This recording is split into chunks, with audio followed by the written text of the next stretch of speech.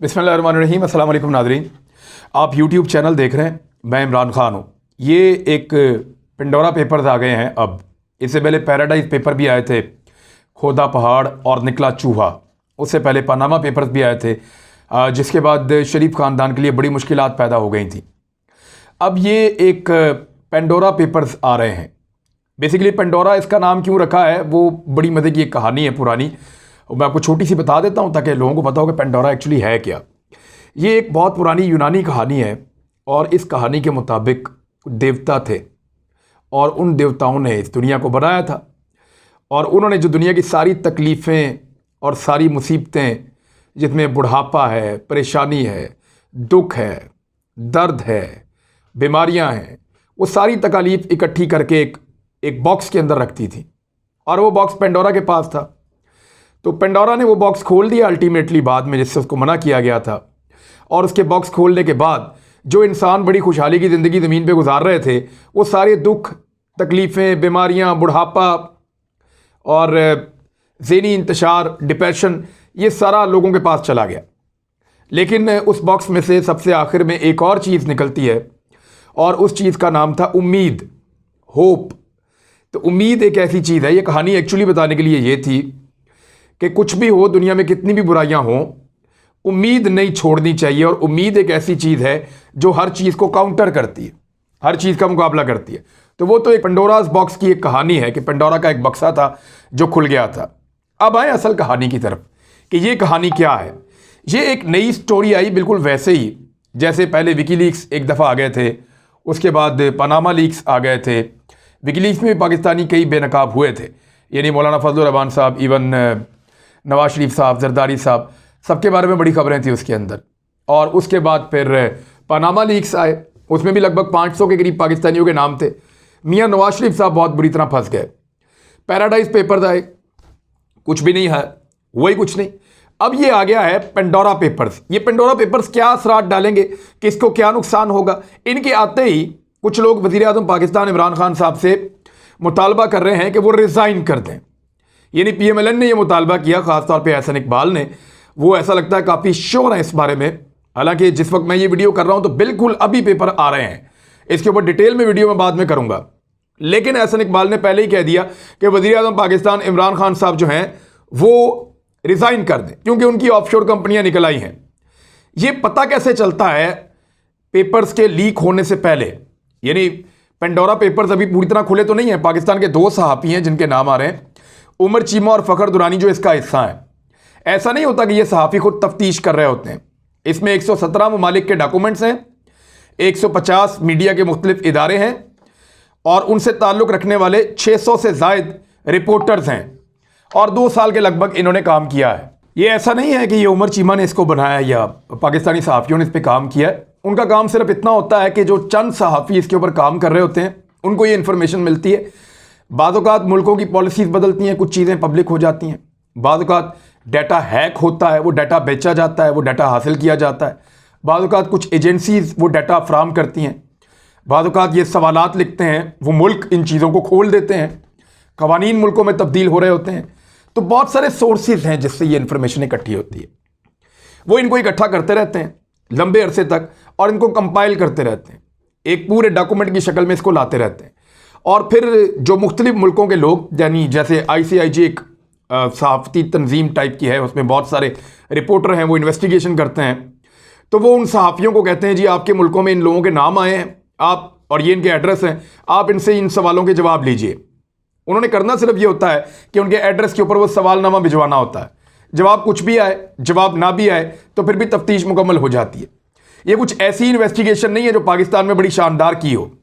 अगर उमर चीमा के पास या फ़खर दुरानी के पास ऐसी चीज़ें होती और ख़ास तौर पे ऐसी चीज़ें जिसमें इमरान खान बहुत बुरी तरह फंस गए होते, तो वो बहुत पहले इनको पब्लिक कर चुके होते। मेरे ख्याल में वो इसका इंतज़ार ना करते, क्योंकि यहाँ पे हालात इमरान खान के बहुत ख़िलाफ़ हैं और मीडिया भी इमरान खान के बहुत ख़िलाफ़ है, तो वो इस मौके को हाथ से जाने नहीं देते। लेकिन अब ये पेपर्स आ गए हैं और इन पेपर्स की तफसीलात को पढ़ा जा रहा है, देखा जा रहा है। लेकिन इनके आने से पहले इमरान खान साहब के मिलते जुलते एड्रेस पे, क्योंकि जो ज़मान पार्क का उनका एड्रेस है, उस एड्रेस के 3 घर हैं, क्योंकि ज़मान पार्क के 3 तरफ से वो एंट्रेंस है, 3 उसकी सिमतें, उन तीनों सिमत के अंदर जो मकानात के नंबर हैं वो दोबारा 1 से शुरू हो जाते हैं। तो इस तरह जो जमान पार्क के इमरान खान साहब का जो घर है उसके नंबर के 2 मजीद घर हैं, उनमें से एक घर के मालिक हैं जिनके ऊपर ये एलिगेशन लगा कि उनकी 2 कंपनीज हैं। तो उन्होंने कहा बिल्कुल जी है, मेरी 2 कंपनीज हैं और वो 2 कंपनीज जो हैं वो ये ऑफशोर थी और मैंने 2008 में ली थी। इमरान खान जब से वज़ीर आज़म बने मैं उनको मिला भी नहीं, हाँ मैं उनको जानता ज़रूर हूँ। फरीदुद्दीन उनका नाम है। उन्होंने लॉक गेट इन्वेस्टमेंट नाम की एक कंपनी और दूसरी हॉकफील्ड लिमिटेड नामी कंपनी, ये 2 कंपनीज का उन्होंने बताया कि जी ये मेरी थी। इसके बाद इमरान खान साहब के जो मुशीर हैं या उनके तर्जुमान हैं शहबाज गिल साहब, उन्होंने कहा कि A2 ज़मान पार्क एक प्लॉट के 2 हिस्से हैं, लेकिन हकीकत यह है कि ज़मान पार्क में 2A के 2 मुख्तलिफ मकानात हैं और वो एक दूसरे से कम से कम आधा किलोमीटर से ज़्यादा के फासले पे हैं। उसके बाद उन्होंने इंटरव्यू देते हुए भी कहा जी आधा पौना किलोमीटर का फासला है, ये घर दूर है और इसका इमरान खान से कोई ताल्लुक नहीं है। और उन्होंने क्लियर किया कि वज़ीर आज़म पाकिस्तान इमरान खान की कोई किसी किस्म की ऑफशोर कंपनी नहीं है। अब इस केस को नवाज शरीफ के केस से जोड़कर देखा जा रहा है, ये बनता नहीं है। इमरान खान का नवाज शरीफ से कंपैरिजन बनता नहीं है। उसका रीज़न क्या है, मैं 2-3 चीज़ें आपके सामने रख देता हूं। नंबर 1, नवाज शरीफ साहब के ऊपर जब यह केस बना, पनामा पेपर्स आए, तो पता चला कि उनकी फैमिली बहुत महंगी प्रॉपर्टीज अपने पास रखती है। वो महंगी प्रॉपर्टीज जो उनकी फैमिली ने कभी तस्लीम ही नहीं किया कि ये उनकी अपनी है। वो हमेशा ये कहते रहे कि हमने किराए पे लिए हुए हैं, वो हमेशा ये कहते रहे कि ये किसी और की प्रॉपर्टी है। उन्होंने उस प्रॉपर्टी को कभी भी ओन नहीं किया। शरीफ खानदान ने कभी तस्लीम नहीं किया कि ये उनके घर हैं, ये उनकी जायदाद है जो बरतानिया में मौजूद है। लेकिन पनामा पेपर्स ने भांडा फोड़ दिया और सारी चीज़ें खुलकर सामने आ गई। आपको याद होगा मरियम नवाज का स्टेटमेंट, उन्होंने कहा था मेरी लंदन तो क्या पाकिस्तान में भी कोई प्रॉपर्टी नहीं है, और बाद में साबित हुआ कि उनकी लंदन में भी प्रॉपर्टीज़ हैं और उनकी पाकिस्तान में भी प्रॉपर्टीज़ हैं और बड़ी दबा के, बड़ी टका के उनकी प्रॉपर्टीज़ हैं। तो मियाँ नवाज शरीफ साहब के ऊपर ये एलिगेशन इसलिए लगा कि उनके बच्चों ने ये जायदादें उस वक्त खरीदी जब वो छोटे छोटे थे, बिल्कुल नाउम्र थे। छोटे छोटे बच्चों ने बड़ी कीमती जायदादें खरीदी हुई थीं और वो उन जायदादों के मालिक थे। तो जब पूछा गया कि जनाब इतनी छोटी उम्र में ये बच्चे इतने बड़े टार्जन कैसे बन गए कि इन्होंने ये सारी प्रॉपर्टीज ले ली हैं, तो मियाँ साहब के पास इसका जवाब नहीं था। फिर उन्होंने घुमाना शुरू किया जी, कभी मेरे वालिद को पता था, कभी किसी कतरी शहजादे को पता था, कभी वो कैलेबरी फॉन्ड आ गया। अजीब गंदे तरीके से उन्होंने मुकदमा लड़ा और अदालत में ये परसेप्शन बन गई कि ये लोग झूठ बोल रहे हैं। पार्लियामेंट में आके झूठ बोला, कौम से खिताब में झूठ बोला, फिर सादिक और अमीन नहीं रहे और मियाँ नवाज शरीफ साहब को फारिग कर दिया गया एक ऐसे डॉक्यूमेंट के ऊपर जो उन्होंने छुपाया हुआ था वज़ीर आज़म बनने से पहले। उन्होंने कभी बताया ही नहीं कि वो एक कंपनी के अंदर काम करते हैं और अकामा होल्डर हैं और उसके बेनिफिशरी हैं, वो उनको उससे फ़ायदा मिलता रहा है। मियाँ साहब ने छुपा लिया था और बाद के केसेस के अंदर उनकी बाकी करप्शन भी साबित हो गई। यानी पहले अकामा पे वो निकल गए, उसके बाद जो बाकी की करप्शन थी वो भी साबित हो गई।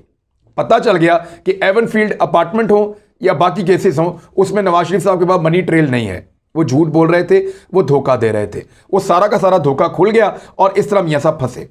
लेकिन मियाँ साहब ने जब ये पैसा बनाया तो वो कौन सा दौर था? मियाँ साहब ने जब ये सारा पैसा बनाया था तो वो दौर था जब मियाँ मोहम्मद नवाज शरीफ साहब खुद वज़ीर आज़म पाकिस्तान थे, उनके भाई वज़ीर आला पंजाब थे, और उससे पहले मियाँ नवाज शरीफ साहब खुद वज़ीर आला पंजाब भी रह चुके हैं, वज़ीर ख़जाना पंजाब भी रह चुके हैं। यानी मियाँ नवाज शरीफ साहब एक दफ़ा वज़ीर ख़जाना पंजाब, फिर वज़ीर आला पंजाब, वो 3-4 दफ़ा इनके घर के अंदर वज़ारत आला फिर रही, फिर 3 मरतबा ये वज़ीर आज़म पाकिस्तान भी रहे। तो ये वो ड्यूरेशंस हैं जिनमें इन्होंने इतना ज़्यादा पैसा बनाया। अब क्योंकि ये पब्लिक मनी था, पब्लिक के ओहदों पर रहे, इसलिए उनको जवाब देना पड़ेगा। अगर इमरान खान की कोई ऑफशोर कंपनी खुली, और एक खुली थी जो उन्होंने बताया कि मैंने पेंट हाउस लिया था और ऑफशोर कंपनी के नाम पे लिया था, और मियाँ साहब को उस दौर में बताया भी था, तो जब वो खुली तो इमरान खान साहब बाद में सादिक और अमीन हो गए। उन्होंने जाके सारा रिकॉर्ड दे दिया, मनी ट्रेल उन्होंने जमा करवा दिया कि जनाब ये मेरा ये वाले घर का है, ये इसका है, और ये ऑफशोर कंपनी थी और ये ऐसे सारा कुछ हुआ है, तो मैं चोर नहीं हूं, ये मेरा मनी ट्रेल है। उन्होंने लाके जमा करवाया और सादिक और अमीन कहलाए गए। मियाँ नवाज शरीफ साहब ये नहीं कर पाए। और इमरान खान साहब की जो प्रॉपर्टी थी या जायदाद थी वो उनका ज़ाती पैसा था। वो उन्होंने खुद क्रिकेट खेल के इश्तिहारों में काम करके और मुख्तलिफ जगहों के ऊपर जो कमर्शियल्स वो करते थे उस पर एक्टिविटीज़ करके उन्होंने पैसा इकट्ठा किया था। जबकि नवाज शरीफ साहब के पास जो पैसा था वो सारा का सारा पैसा उस दौरान में बना था जब वो सरकारी और बड़े हुकूमती ओहदों के ऊपर रहे थे। लिहाजा इन दोनों का ये फर्क है। इमरान खान के पास पब्लिक मनी नहीं आया, नवाज शरीफ साहब के पास पब्लिक मनी आया। हाँ, इमरान खान साहब के पास चंदा आता था शौकत खानम का, लेकिन वो बोर्ड इस्तेमाल करता था और वो शौकत खानम में लोगों का इलाज होता था। वो सारी दुनिया जानती है, वो आज भी इलाज होता है, लोग चंदा देते हैं, सब देते हैं और आज भी देते हैं। उसकी वजह यह है कि लोगों को पता है कि वो पैसा पब्लिक के ऊपर खर्च कर दिया जाता है। अब मियां नवाज शरीफ साहब तो हो गए थे फारग। इमरान खान साहब क्या, अगर कोई ऐसी चीज़ आती है तो उनके साथ क्या हो सकता है? देखें, एक तो इमरान खान की कोई ऐसी कंपनी लगता नहीं है कि निकलेगी, लेकिन अगर निकलती है तो ये एक बहुत बड़ा धचका इसलिए हो सकता है कि उनका पूरा नैरेटिव इस चीज़ के ऊपर खड़ा है। वो बड़े बड़े मुल्कों से ये कहते हैं कि हमारे पैसे वापस करो। वो बड़े मुल्कों को कहते हैं कि गरीब मुल्कों के अंदर जो लूट मार की गई है और पैसा मनी लॉन्ड्रिंग करके आपके मुल्कों में लाया गया है, वो पैसा गरीब मुल्कों को वापस किया जाए। तो फिर ऑफशोर कंपनीज तो बनाई इसलिए जाती हैं। अब देखते हैं इसके अंदर फंसता कौन कौन है और रगड़ा किस किस को लगता है। ये खुलने वाला है, लेकिन इसके खुलने से पहले बहुत सारे सहाफ़ी, बहुत सारे व्हाट्सएप ग्रुप, बहुत सारे तज्जियाकार, ये सारे एक्टिव हुए हैं। वो ये कह रहे हैं कि इमरान खान फंस गए, उनको इस्तीफ़ा दे देना चाहिए। लेकिन ऐसा लगता नहीं है कि इसके अंदर कुछ ऐसा है जिस पे उनको इस्तीफ़ा देना चाहिए। अब तक जैसे जैसे खुलेगा कुछ कहा नहीं जा सकता, लेकिन इससे पहले इमरान खान साहब कभी किसी सरकारी ओहदे पर नहीं रहे, ये बात आप याद रखिएगा। अब देखें कि ये पैसा बनता कैसे था। मैं आपको एक मिसाल देने वाला हूं और ये बड़ी ज़बरदस्त तहकीक है, ये हुकूमत पाकिस्तान ने की है और अब FIA को इमरान खान साहब ने केस दे दिया है। बहुत इंपॉर्टेंट और बहुत बड़ा करप्शन का केस है। मैं आपको इसकी छोटी सी मिसाल देता हूं। ये मेरे पास डॉक्यूमेंट पड़े हुए हैं और इनको खोल के मैं आपको दिखा देता हूं।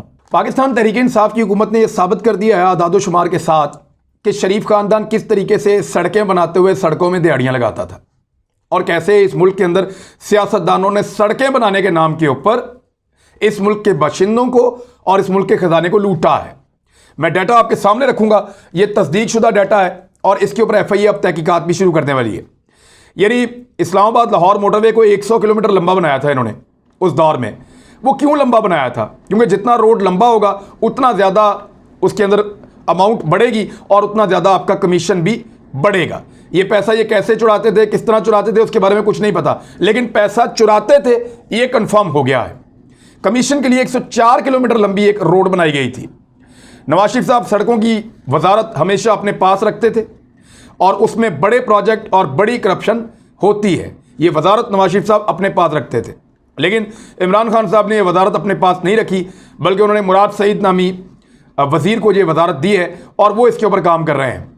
जब तहकीकात की और उन्होंने ठेके दिए तो उनको पता चला कि ये तो सब दो नंबरी चल रही थी। मिसाल के तौर पे कुछ रोडें हैं, उनकी तफसीलात में आपके सामने रखने लगा हूँ। एक रोड है जी जो PMLN के दौर में बनी है, नेशनल हाईवे कंस्ट्रक्शन प्रोजेक्ट 2 लेन कंस्ट्रक्शन। ये नेशनल हाईवे में जो इन्होंने कंस्ट्रक्शन की है, एक रोड बनाया है, वो 2 लेन का रोड है। अच्छा, ये जो रोड इन्होंने बनाया है PMLN ने अपने दौर में, ये फी किलोमीटर 17 करोड़ 35 लाख का बना है। 17 करोड़ 35 लाख का बना है मुस्लिम लीग नून के दौर में। और ये वो दौर था जब डॉलर की जो कीमत थी पाकिस्तान में वो 100 रुपये थी। आज डॉलर की कीमत 160 रुपये है, इससे ज़्यादा है, बल्कि 70 के करीब है।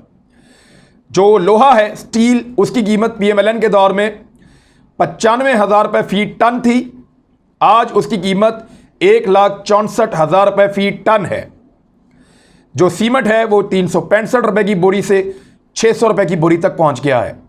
बिचुमैन, ये जो आप लुक वगैरह डालते हैं सड़क पे, ये 55,000 रुपये टन से बढ़ के 95,000 रुपये टन तक पहुंच चुकी है।